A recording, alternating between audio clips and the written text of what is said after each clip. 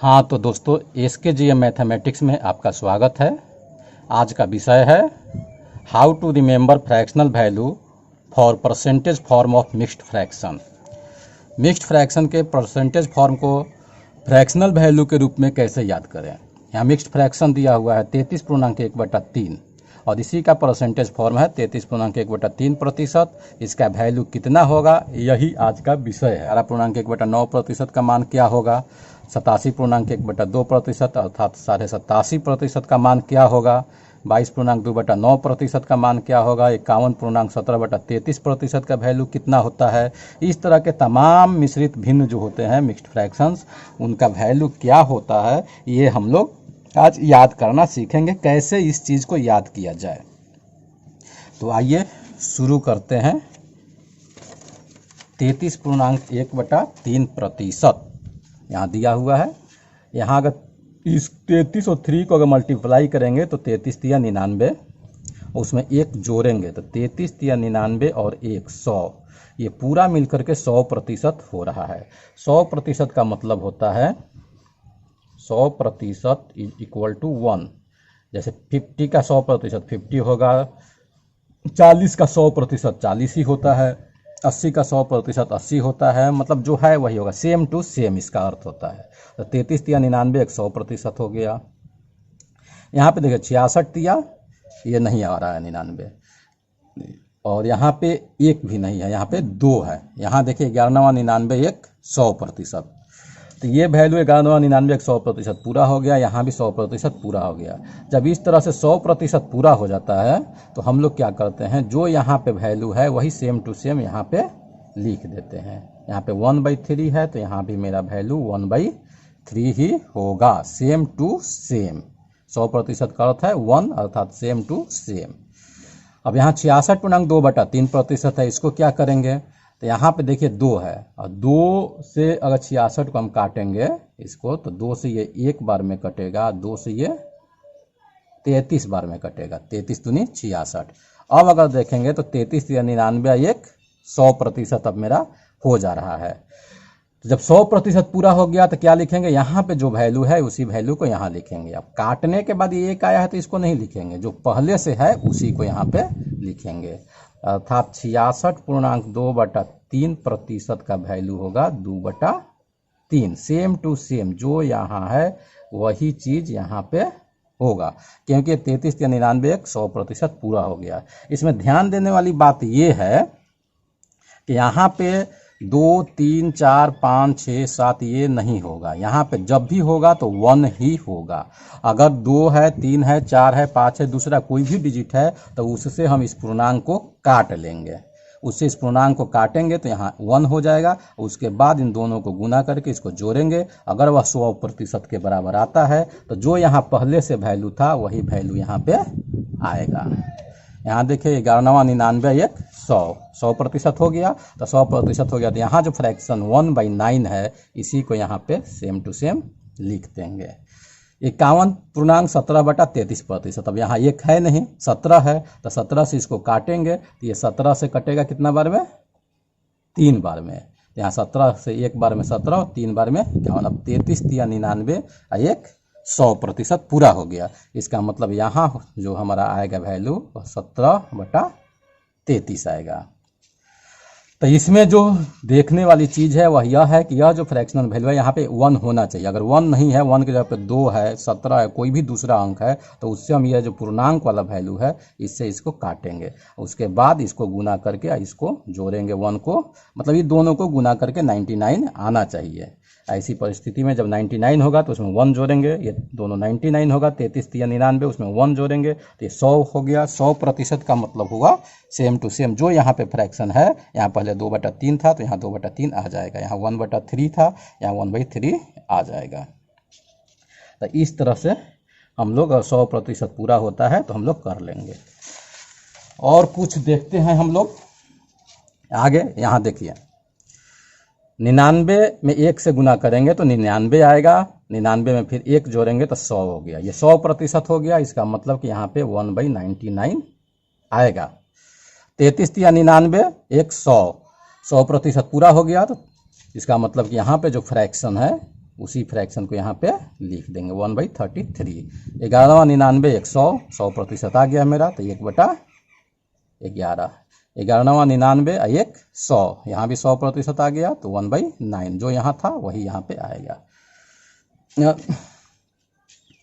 अब यहाँ देखिए ये गलत लिखा गया है, 33.1/3 यहाँ पे होना चाहिए। 33 या 99 1 100% है, तो यहाँ पे 1/3 होगा। अब यहाँ देखिए यहाँ एक नहीं है, तो क्या करेंगे, इससे इसको देखें कट रहा है, कटेगा तो 19 से एक बार में कटेगा, तो 1 आ जाएगा। 99 में 1 से गुना करेंगे तो 99 1 100% हो गया। इसका मतलब कि यहाँ पे 19/99 आएगा। ये देखिए 7 है, 1 नहीं है यहाँ पे, तो 7 से 21 को 3 बार में काटेंगे। 7 से 1 बार में ये कटेगा, यहाँ 3 बार में, 7 3 की 21, तो 3 से 33 99 1 100%, मतलब यहाँ 7/33 हो गया। ये देखिए 6 9 54, तो 11वां 99 1 100% आ गया मेरा 6/11। 2 से 11 बार में कटेगा, 11 दूनी 22, 11 को 9 से गुना करेंगे, 11वां 99, यहाँ पे 1 है, 11 99 1 100% का मतलब हो गया यहाँ पे 2/9। अब इस तरह के मिश्रित भिन्न की संख्या, टोटल संख्या जो है वह होता है 98। टोटल 98 इस तरह के मिश्रित फ्रैक्शन पाए जाते हैं। इसमें देखिए अब जब 99 मल्टीप्लाई करके लाना होता है और 1 उसमें जोड़ेंगे तो 100% पूरा होता है। ऐसे जो भिन्न है उसमें हर का मान, ये अंश हो गया, ये हर हो गया, हर का मान या तो 3 होगा या 9 होगा, 11 होगा, 33 होगा या 99 होगा। यही 1 2 3 4 5 प्रकार के हर यहाँ पे आपको मिल सकते हैं। 3 9 11 33 99 इसी टाइप के मिलेंगे, बस इससे फालतू हर नहीं मिलेगा। अब ऐसे मिश्रित भिन्न जिसके हर 3 हो, वह उनकी संख्या जो है वह होती है 2। जैसे 33.1/3% और एक होता है 66.2/3%। जब हर 9 होता है तो ऐसे मिश्रित भिन्न की संख्या होती है 6। जो हर 11 जिसका होता है वैसे मिक्स्ड फ्रैक्शन की संख्या होता है 10, और जिसका हर 33 होता है वैसे मिक्स्ड फ्रैक्शन की संख्या 17 है, और जिसका हर 99 होता है वैसे मिक्स्ड फ्रैक्शन की संख्या 63 है। ये टोटल जोड़ेंगे तो ये मेरा आएगा 98। टोटल 98 ऐसे मिक्स्ड फ्रैक्शंस आपको मिलेंगे जिसमें ये कंडीशन अप्लाई होता है, मतलब 100% पूरा होता है, और उसमें सेम टू सेम फ्रैक्शन को ही हम लोग लिख देते हैं फ्रैक्शनल वैल्यू ज्ञात करने के लिए। अब आगे देखते हैं 7.1/7% का मान क्या होगा। चलिए देखते हैं। यहाँ 1 है, मेरा पहला टारगेट क्या, यहाँ पे 1 होना चाहिए, ये तो है। 7 7 49, 49 1 50, यहाँ 50% आ रहा है, 100% तो आया नहीं, तो क्या करेंगे, वहाँ तो 100% आया था, यहाँ मेरा आया 50%। अब 50% का वैल्यू कितना होता है 1/2, अर्थात आधा। 1/2 का मतलब हाफ। तो अगर ये 100% आता, 7 7 49, अगर ये दोनों गुना करके इसको जोड़ने पर अगर 100% आता तो हम क्या करते हैं, यहाँ पे 1/7 सीधे लिख देते हैं। लेकिन यहाँ पे 1/7 हम नहीं लिख करके क्या करेंगे, 100% नहीं आकर के मेरा 50% आया है। 50% कितना होता है, 100% का हाफ होता है, आधा होता है। 100% आता तो ये लिखते, लेकिन 50% आया है तो ये नहीं होगा, इसका आधा होगा, मतलब हाफ से इसमें गुना कर देंगे। तो ये मेरा आ जाएगा 1/7 दूने 14 इसका मान। अब इसको भी देखिए, ये कटेगा 6 से 7 बार में, 6 7 42, और ये एक बार में 6 होगा। 7 7 49 है 50%, तो 50% आया तो ये 100% रहता तो 6/7 होता। 50% आया है मतलब इसका आधा हो जाएगा, 6/7 का आधा हो जाएगा। 2 से ये 3 बार में कट जाएगा, 3/7। ये देखिए 2 7 14, 7 7 49 50% पूरा हुआ, तो 50% पूरा हुआ तो ये 2/7 का 1/2, मतलब इसका वैल्यू हो जाएगा, ये 2 2 कट जाएगा, इसका वैल्यू हो जाएगा 1/7।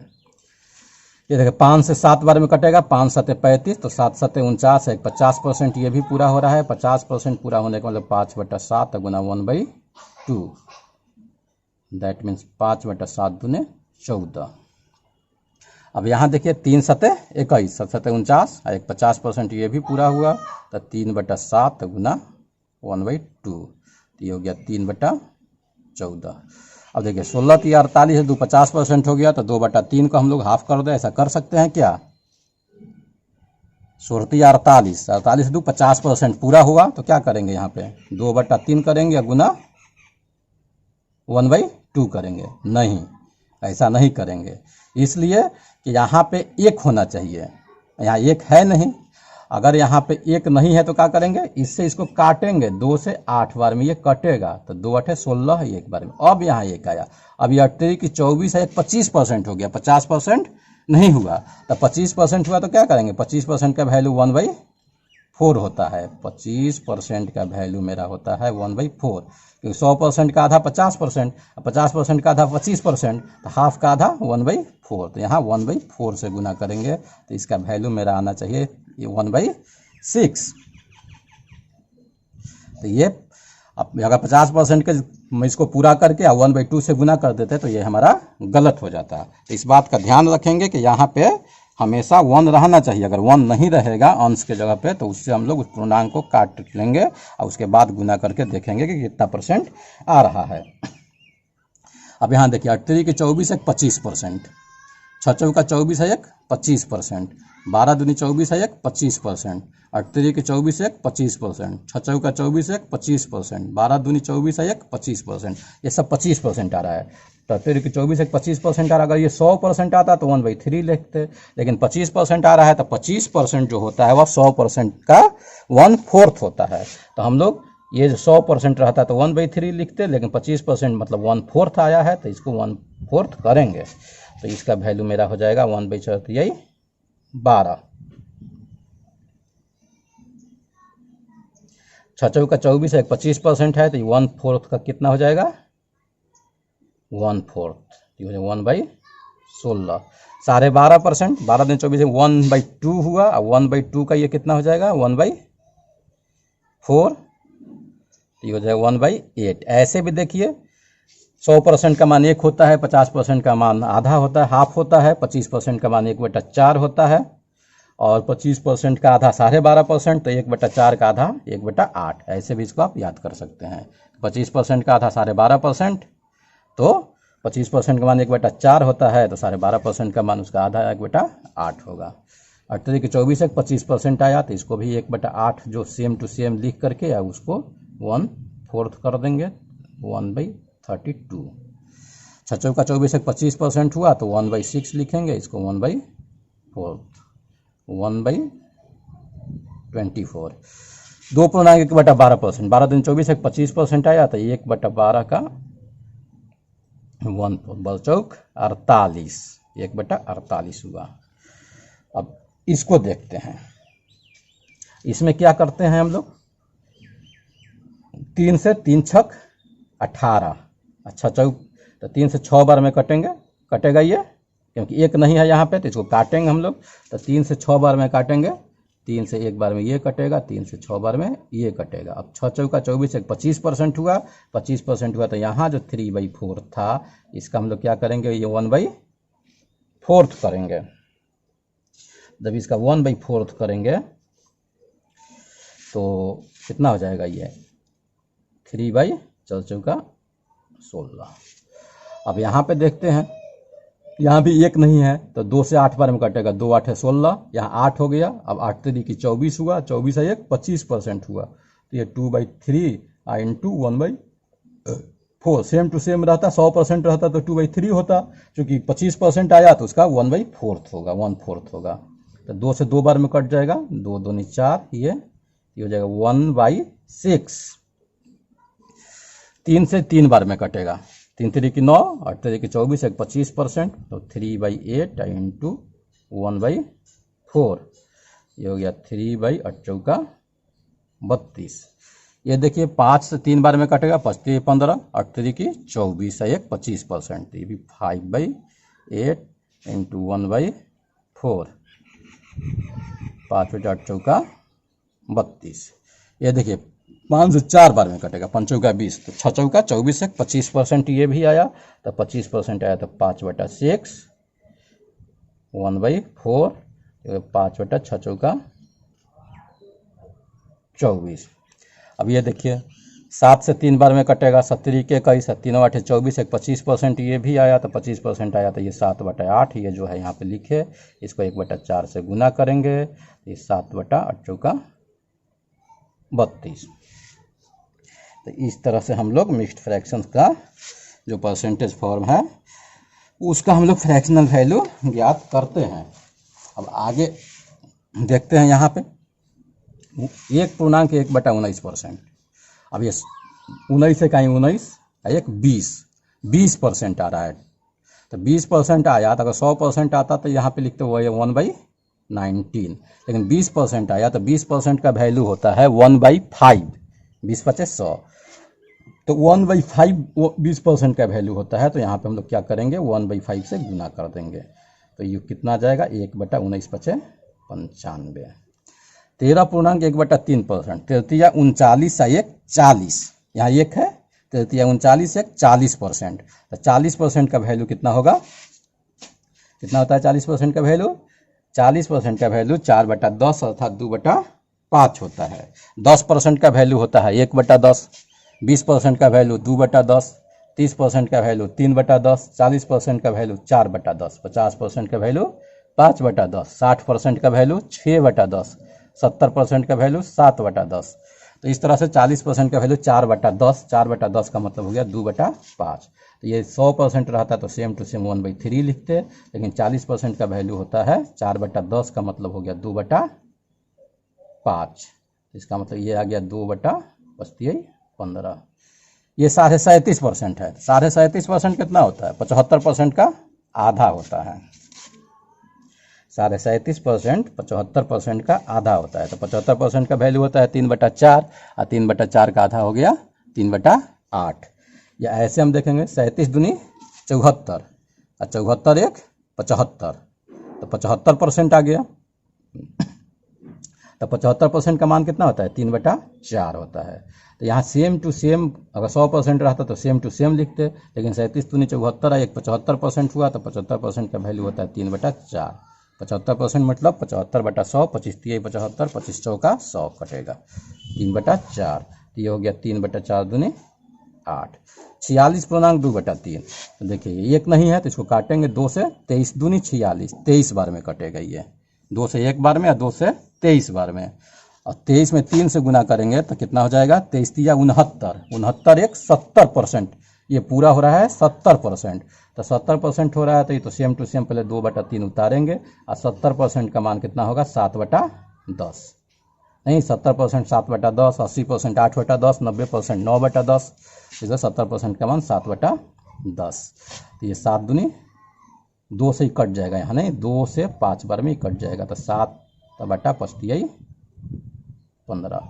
ये देखिए 6.2/3%, यहाँ 2 है, 36 18 2 20% नहीं होगा, ये 2 है तो 2 से इसको काटेंगे 3 बार में, 2 × 3 = 6, तो 3 × 3 = 9, और 9 1 10% होगा, तो पहले से 2/3 है, और 10% का वैल्यू होगा 1/10, जैसे 2% का वैल्यू 10% का वैल्यू 1/10, 20% का वैल्यू 2/10, 30% का वैल्यू 3/10, तो 10% का वैल्यू 1/10। अभी 2 से ये 5 बार में कट जाएगा, यहाँ आ गया मेरा 1/15।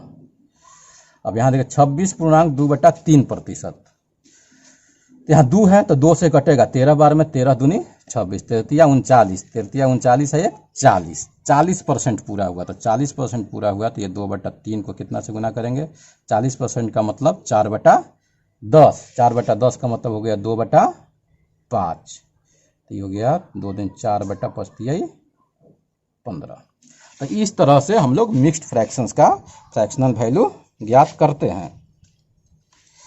अब 87%, अब 87 दूने अब बड़ा ये संख्या आ रहा है, तो बड़ा 87 दूने अब गुना करने में आपको थोड़ा टफ लगेगा, 112 दूनी है, 62 दूनी है, 137 दूने, तो ये सब गुना करने में थोड़ा आपको टफ लगेगा। 133 जब बड़ा संख्या आने लगे तो समझो 100 से ऊपर करेगा, जब 100 के ऊपर जाएगा तो उसके लिए हम लोग क्या करेंगे,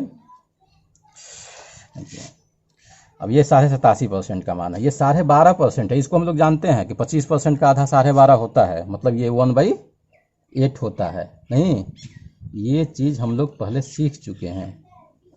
या 12 दूनी 24 से 25% हुआ तो 1/2 का 1/4 होगा, तो 1/8 होगा। अब इसको जानने के लिए थोड़ा यहाँ पे देखते हैं। जैसे अगर 20% का वैल्यू हमको पता है पहले से कि 20% का वैल्यू कितना होता है, 20 पचे 100, 1/5 होता है। ठीक, अगर 20% का वैल्यू 1/5 होता है तो हम क्या 20% का जो मान होता है, ये देखिए यहाँ पे, यहाँ से अगर 20% का मान 1/5 होता है, ये हमको याद है, तो यहाँ से 2 मान बड़ा आसानी से याद होता है कि 80% का वैल्यू कितना होगा और 120% का वैल्यू कितना होगा। ये 80 कैसे आया, 100 से 20 घटाए तो 80 आया, 100 में 20 जोड़े तो 120 आया। मतलब ये 100 में इस वैल्यू को घटा के आया है या जोड़ के आया है। तो इसका फ्रैक्शनल वैल्यू भी ज्ञात करने के लिए इसके लिए घटाएंगे, इसके लिए जोड़ेंगे। अब यहाँ जो कि 20% मान 1/5 आया है, तो 5 और 1 घटाएंगे, 5 से 1, तो ये कितना हो जाएगा, 5 में से 1 घटेगा तो 4, नहीं मैंने 5 और 1 का डिफरेंस 4 आ, जो हर है वह सेम टू सेम रहेगा। तो इसका वैल्यू हो जाएगा 4/5। और इसका वैल्यू जब हमको निकालना होगा 120% का, तो क्या करेंगे, ये 100 में 20 जोड़ने पे आया है, तो 5 और 1 6, इसको जोड़ेंगे हम लोग। हर 5 का 5 रहेगा दोनों में। अंश के लिए क्या करेंगे, 5 और 1 को घटा करके लिखेंगे और इसमें 5 और 1 को जोड़ करके लिखेंगे। जैसे मान लीजिए कि ये 25% है, तो 25% का मान होता है 1/25 चौका 100 होता है 1/4। तो यहाँ से हम 75% का मान हमको निकलेगा। 100 से 25 घटाएंगे तो 75, और 100 में 25 जोड़ेंगे तो 125, 2 मान निकलेगा। तो 75% का मतलब हो गया कितना, 4 का 1 का डिफरेंस 3, मतलब 3/4, और 4 एक जोड़ेंगे तो 5, मतलब 5/4। इस तरह से निकल सकता है। यही यहाँ 87.5% देखिए, 12.5 100 से 12.5 घटाएंगे तो 87.5 आएगा, और 100 में 12.5 जोड़ेंगे तो 112.5 आएगा। तो इसको निकालने के लिए 8 और 1 का डिफरेंस लिखेंगे, 7/8, और इसको निकालने के 8 और 1 को जोड़ेंगे, 8 और 1 9, 9/8। ये 87.5% का मान आ गया 7/8। इसको याद रखने के लिए ऐसे भी याद रख सकते हैं कि 8 और 7 यही दोनों अंक को लेकर के एक प्रॉपर फ्रैक्शन आप बनाएंगे तो ये 87.5% का मान आ जाता है। ये वाला 7 यहाँ पे है, ये वाला 8 यहाँ पे है। चलिए, तो ऐसे हम लोग 87.5% का मान याद कर सकते हैं कि दोनों का एक प्रॉपर फ्रैक्शन हम लोग बना लेंगे। 62.5%, 37.5%, 137%। 37% 75% का आधा होता है। 75% 3/4 होता है, तो ये 3/8 हो जाएगा। और 100 से 37.5 घटाएंगे तो 62.5 आएगा, और 37 में 100 जोड़ेंगे तो 137.5 आ जाएगा। तो ये देखिए कितना हो जाएगा, 8 और 3 का डिफरेंस लिखेंगे तो 5/8 आएगा इसका वैल्यू। इसका वैल्यू कितना आ जाएगा, 8 और 3 दोनों को जोड़ेंगे तो 8 और 3 11/8 आ जाएगा। अब ये देखिए 33.1/3% का मान पहले हम लोग निकाल, 33 3 99, 100% पूरा हुआ तो सेम टू सेम 1/3।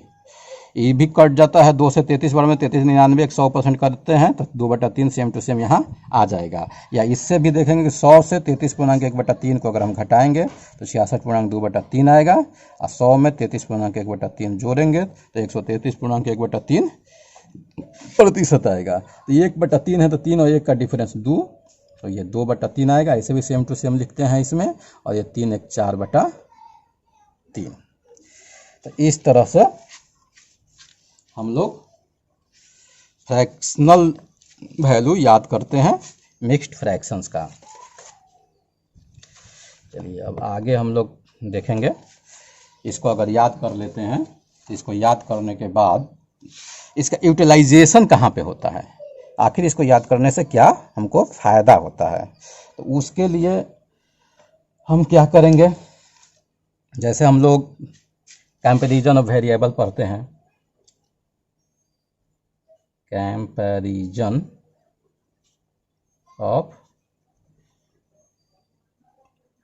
वेरिएबल।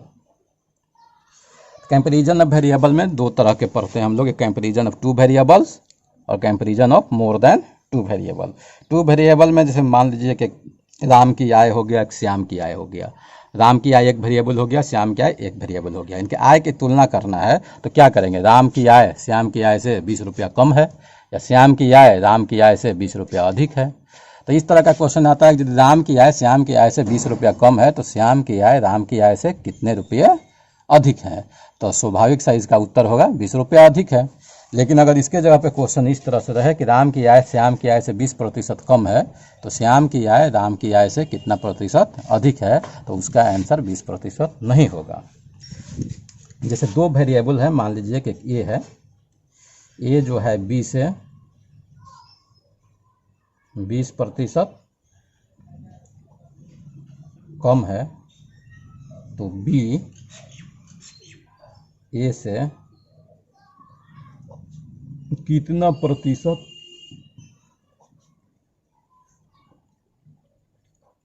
अधिक है। हम लोग क्या करते हैं, ए बटा बी कंपैरिजन करते हैं। बी से ए बी से कम है, तो बी से कम है तो बी को हम लोग 100 मानते हैं। कितना कम है 20%, तो 20 कम करेंगे तो 80 हो जाएगा। अब क्वेश्चन है कि बी ए से कितना अधिक है। देखिए बी जो है ए से अधिक है, कितना अधिक है, ये इससे 20 अधिक है। 20 अधिक है मतलब किससे 20 अधिक है, ए से। तो अभिष्ट प्रतिशत हमको निकालना होगा। तो चूंकि ये 20 अधिक है, कितना में 20 अधिक है 80 से, तो 100 रहता तो कितना अधिक होता, तो 20 चौका 80 या 4 से 25 बार में, मतलब ये 25% मेरा आंसर हुआ कि बी ए से 25% अधिक है। इसी सवाल को अगर इस तरह से उलट के अगर देता है कि ए बी से 25% अधिक है, तो बी ए से कितना प्रतिशत कम है। तो इसको बनाने के लिए क्या करते हैं हम लोग, वही कंपैरिजन करेंगे ए और बी का। बी से अधिक है तो बी को 100 मानेंगे, 25 अधिक है तो 125 हो गया। अब बी ए से कितना प्रतिशत कम है, बी देखिए यहाँ पे कम है कितना, 125 से 100 मतलब ये 25 कम है। तो अभिष्ट प्रतिशत इज इक्वल टू 25 कम है, कितना में कम है, 125 में 25 कम है। अब 25 बचे 25 से, 5 से ये कट गया 20 बार में, तो 20% मेरा इसका उत्तर आ गया। अब इसको शॉर्टकट में बनाने के लिए हम लोग क्या करते हैं कि ये जो 20% कम है देखते हैं, तो यहीं पे कम है तो यहाँ पे क्या करते हैं 20 के नीचे यहाँ पे 80 लिखते हैं हम लोग, क्योंकि कम है तो 100 से घटा के 100 से गुना कर देते हैं। मतलब ये आ जाएगा 20/80 या गुना 100, 20 चौका 80 या 4 से 25 बार में कट गया, 25% हम लोगों का आंसर हो गया। अब यहाँ 25% अधिक जैसे देखें, अधिक है तो क्या करेंगे 25 के नीचे यहाँ पे 125 लिखेंगे। पहले से 25 है उसके नीचे लिखे 125, इसको 100 से गुना किए तो ये हो गया 25 बचे 25 से, 5 से 20 बार में, तो 20% इसका हमारा उत्तर आ गया। इसको हम लोग फार्मूला के रूप में भी लिख सकते हैं कि ए बी से x% कम है, तो बी ए से x% कम है, तो यहाँ x बटा में कितना होगा, कम है तो 100 माइनस x बटा 100 माइनस x गुना 100% अधिक है। फार्मूला के रूप में हमको लिखना होगा, तो इस तरह से इसको लिख सकते हैं, x बटा 100 माइनस x गुना 100%। इसका अगर फार्मूला के रूप में हमको लिखना होगा तो क्या करें, x% अगर अधिक है तो x% अधिक है तो 1x बटा 100 प्लस x गुना 100, इतना प्रतिशत इसका हमारा आंसर आएगा इस तरह से। अब समस्या आपकी कहाँ आती है, यहाँ पे 20% कम है, कोई समस्या नहीं है, 20/80 कर दिए, 100 से गुना कर दिए, आंसर आपका आ गया। अब इस 20% के जगह पे अगर आपको दे दे कि 33.1/3% कम है, 66.2/3% कम है, तब आप क्या करेंगे। तो ऐसा परिस्थिति में ये हमारे लिए एक समस्या का कारण हो जाता है। अगर इस क्वेश्चन को जैसे इस यहाँ पे अगर ये क्वेश्चन दिया जाए इस तरह से कि पर्वत राज का वजन वायुराज से 12.5% कम है, पर्वतराज कम नहीं होंगे वायुराज से, अधिक करते हैं इसको। 12.5 पर्वतराज का वजन वायुराज से 12.5% अधिक है, तो वायुराज का वजन पर्वतराज से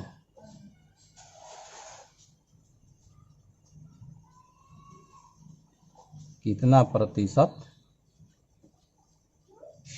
कम है। अब यहाँ पे बनाने के लिए क्या करेंगे हम लोग, अभिष्ट प्रतिशत कितना हमारा आंसर आएगा, अभिष्ट उत्तर जो है वो आना चाहिए कितना 12.5। अब बट्टा में अधिक है तो क्या करेंगे 100 प्लस 12.5 गुना 100, इतना % कम हो जाएगा। ये जो आएगा वैल्यू इसी का इतना प्रतिशत आएगा। या फिर इसको ऐसे हम लोग लिख सकते हैं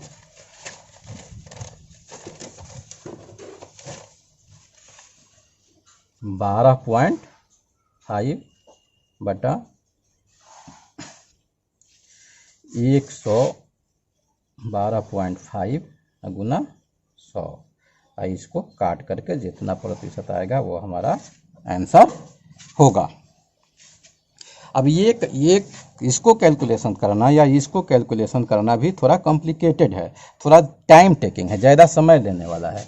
अगर यहाँ पे 12.5% का मान आपको याद है, जो अभी तुरंत हमने बताया मिक्स्ड फ्रैक्शन के परसेंटेज फॉर्म का फ्रैक्शनल वैल्यू ज्ञात करने के लिए, तो अगर 12.5% का मान आपको याद है ये कि 12.5% इज इक्वल टू होता है 1/8,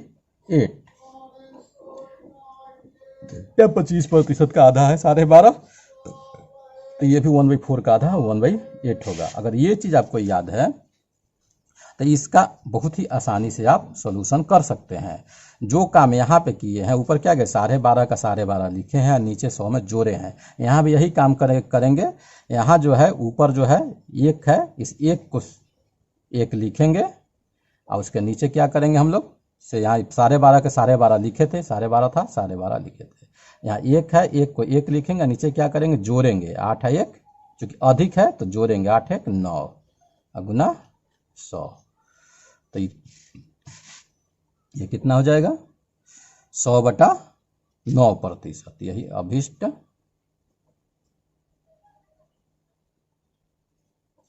प्रतिशत इज इक्वल टू ये हो गया 100/9%, मतलब ये हो गया 11.99 100/9% हमारा आंसर हो गया। इसको भी आप अगर कैलकुलेट कीजिएगा तो वह भी 11.1/9% आएगा।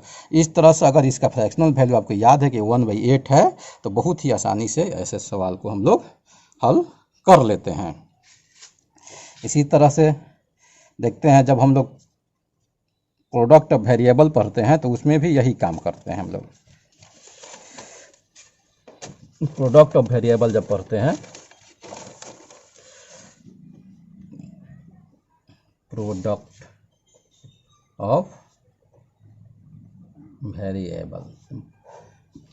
ऑफ वेरिएबल में जो सबसे पहला टॉपिक हम लोग पढ़ते हैं वह होता है प्रोडक्ट कॉन्स्टेंसी का। प्रोडक्ट कॉन्स्टेंसी का मतलब होता है, जैसे लंबाई हो गया एक वेरिएबल, दूसरा वेरिएबल चौड़ाई हो गया, दोनों को गुना करने पर जो प्रोडक्ट आता है उसको हम लोग क्षेत्रफल कहते हैं। यह प्रोडक्ट है। अब इसी को कांस्टेंट रखना है। जैसे चाल को अगर हम समय से गुना करते हैं तो आता है दूरी, मूल्य गुना खपत इज इक्वल टू खर्च, टिकटों की संख्या गुना एक टिकट का मूल्य इज इक्वल टू राजस्व। इस तरह से बहुत सारे वेरिएबल्स का प्रोडक्ट हम लोग को देखने को मिलता है। अब इसमें क्वेश्चन इस तरह से रहेगा, जैसे लंबाई गुना चौड़ाई। मान लीजिए कि लंबाई है किसी आयत का 6 मीटर, चौड़ाई हो गया 4 मीटर, दोनों का प्रोडक्ट हो जाएगा 24 वर्ग मीटर, उसका क्षेत्रफल हो जाएगा। अगर इसको हम लोग बढ़ाएंगे, 6 को बढ़ा करके मान लीजिए कि हम लोग 12 कर देते हैं, तो 6 दूनी 12 कर दिए, तब 24 रखने के लिए यहाँ पे 2 करना, 12 दूनी 24, मैंने 6 को बढ़ा के 12 किए तो 4 को घटा करके 2 करना पड़ा। मतलब इसको बढ़ाए तो इसको घटाना पड़ा ताकि ये 24 का 24 रह जाए। अगर 12 को मान लीजिए कि घटाते हैं 8 कर देते हैं तो 2 को बढ़ा करके हमको 3 करना पड़ेगा, तब ये 24 आएगा। मतलब एक को बढ़ाएंगे तो दूसरा को घटाना पड़ेगा, एक को घटाएंगे तो दूसरा को बढ़ाना पड़ेगा, प्रोडक्ट को कांस्टेंट रखने के लिए, मतलब जितना था उतना ही रखने के लिए। तो क्वेश्चन में इसी तरह से आता है कि यदि किसी आयत की लंबाई को 20% बढ़ा दिया जाए तो उसके चौड़ाई में कितना प्रतिशत की कमी करेंगे ताकि उसका क्षेत्रफल अपरिवर्तित रहे, मतलब जितना था उतना ही रहे। चीनी के मूल्य में 20% की कमी होने पर उसके खपत में कितने की वृद्धि की जाए ताकि खर्च अपरिवर्तित रहेगा। तो इस तरह के क्वेश्चन आप लोग देखे होंगे, इसको भी हम लोग इसी तरह से बनाते हैं जिस तरह से अभी टॉप वेरिएबल का कंपैरिजन किए। तो यहाँ सेम ये कॉन्सेप्ट और ये कॉन्सेप्ट दोनों का कॉन्सेप्ट सेम है, जैसे ये बनता है उसी तरह से इसको भी हम लोग बनाते हैं। इसके बाद जैसे मान लीजिए कि परसेंटेज वैल्यू निकालना होता है, जैसे मान लीजिए कि यहाँ पे दे दिया ये 2400 का 12.5% का वैल्यू कितना होगा। तो हम जानते हैं कि 12.5% का मान ये 1/8 होता है, तो 2400 इंटू 1/8 कर लिए, 8 3 की 2400 मतलब 300 आ गया, आंसर हो गया। इसी तरह से हम लोग क्या करते हैं, मल्टीप्लिकेशन में भी इसका यूज हम लोग करते हैं। मल्टीप्लिकेशन में क्या होता है, जैसे मान लीजिए कि आपको गुना करना है, ये 32 को अगर आपको 75 से गुना करना है तो आप क्या कीजिएगा, 32 को 75% का मान 3/4 होता है, गुना 100, 4/32, 8 3 की 2400, ये मेरा आंसर आ गया। तो इस तरह से यहाँ 75 है तो बड़ा आसानी से हम लोग कर लिए, लेकिन यही 32 गुना यहाँ पे 12.5 से इसको गुना करना रहेगा तो आपके लिए थोड़ा परेशानी हो जाएगा, 12.5 से करना रहेगा। अगर 12.5% का मान आपको याद है कि 1/8 होता है तो 1/8 हम लिख के 100 से मल्टीप्लाई कर लेंगे और 4 का 32, यही आ जाएगा आपको 400। तो इस तरह से कई जगह हम लोग अर्थमेटिक में इसका यूज करते हैं। तो इस तरह से हम देखते हैं कि जो ये हम लोग को अगर मिक्स्ड फ्रैक्शंस का परसेंटेज वैल्यू अगर याद रहता है तो बहुत सारे कॉम्प्लिकेशन से हम लोग बच जाते हैं। जैसे मान लीजिए कि एक क्वेश्चन और हम आपको दे रहे हैं,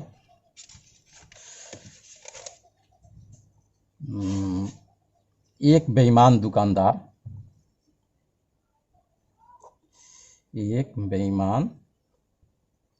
दुकानदार अपने सामान को क्रय मूल्य पर बेचने का दावा करता है,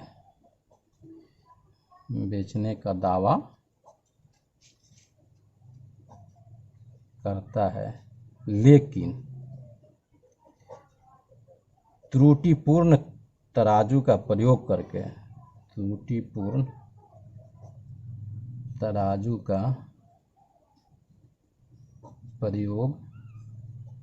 कर वह 11.1/9% का लाभ कमाता है, तो 1 kg की जगह वह कितना तौलता है या कितना सामान देता है 1 किलो के जगह पे। अब चूंकि 1 किलो के जगह पे कुछ कम दे रहा है, कह रहा है कि 1 किलो दे रहे हैं, 500 रुपया में हम 1 किलो खरीद के लाए हैं, आपको 500 रुपया में ही 1 किलो हम दे रहे हैं, मतलब क्रय मूल्य पर ही हम बेच रहे हैं, मतलब लाभ हानि नहीं ले रहे हैं। उसके बावजूद भी उसको लाभ हो रहा है, इसका मतलब कि वह 1 किलो का माल 1 किलो नहीं दे रहा है, 1 किलो से कुछ कम दे रहा है। तो कम दे रहा है तो रूल ऑफ फ्रैक्शन ये कहता है कि कम वैल्यू है, अभिष्ट उत्तर अगर आपका जो सप्लाई किया गया वैल्यू है उससे अगर कम आता है तो उसके लिए हम लोग एक छोटा फ्रैक्शन से गुना करते हैं, मतलब 1000 ग्राम के जगह पे वह कुछ कम देगा, तो 1000 ग्राम को हमको छोटा फ्रैक्शन से गुना करना है। छोटा फ्रैक्शन से गुना करने के लिए अब यहाँ पे अगर 20% रहता तो 20% का लाभ के लिए छोटा फ्रैक्शन हो जाता 100/120, पर आसानी से कर लेते, लेकिन यहाँ पे 11.1/9% है। तो 11.1/9% का मान चूँकि हम जानते हैं 99 100% पूरा हो रहा है, तो इसका मतलब कि सेम टू सेम 11.1% का मान होगा 1/9। तो इतना लाभ के लिए अगर हम फ्रैक्शन बनाएंगे तो लाभ के लिए 2 फ्रैक्शन बन सकता है, 9 और 1 जोड़ेंगे तो 10, तो एक बनेगा 10/9 और दूसरा का बनेगा 9/10। लाभ के लिए या तो 10/9 होगा या 9/10 होगा। हानि के लिए बनाना होता तो 9 से 1 घटाते तो 8 होता, तो 8/9 होता या 9/8 होता। अब चूंकि उसको लाभ हो रहा है तो 1 kg की जगह वह कम ही देगा, 1000 तो देगा नहीं, 1000 ग्राम से कम देगा। तो कम करने के लिए इसको छोटा फ्रैक्शन से गुना करेंगे, तो 1000 ग्राम को हम लोग क्या करेंगे, इसमें ये बड़ा फ्रैक्शन है, ये छोटा फ्रैक्शन, ऊपर बड़ा है तो इसको बड़ा फ्रैक्शन कहेंगे, इसमें ऊपर छोटा है तो इसको छोटा फ्रैक्शन कहेंगे। तो इसको हम लोग छोटा फ्रैक्शन से ये गुना कर दिए, तो गुना कर दिए तो 1 0 कट गया, 900, मतलब वो 900 ग्राम देता है। 1000 की जगह पे वो 900 ग्राम देता है। सीधे मेरा आंसर ये निकल गया। ये जो है मिक्स्ड फ्रैक्शन रहने के कारण हमको यहाँ पे कोई भी कठिनाई का सामना नहीं करना पड़ा। तो इस तरह से देखते हैं कि हमारे जब हम लोग एग्जाम्स में बैठते हैं, कंपटीशंस देते हैं, तो उसमें बहुत बार हम लोग देखते हैं कि मिक्स्ड फ्रैक्शन परसेंटेज फॉर्म में रहता है, जिसके कारण हमको कठिनाइयों का सामना करना पड़ता है। कैलकुलेशन कॉम्प्लिकेटेड हो जाता है, समय लेने वाला, टाइम टेकिंग हो जाता है।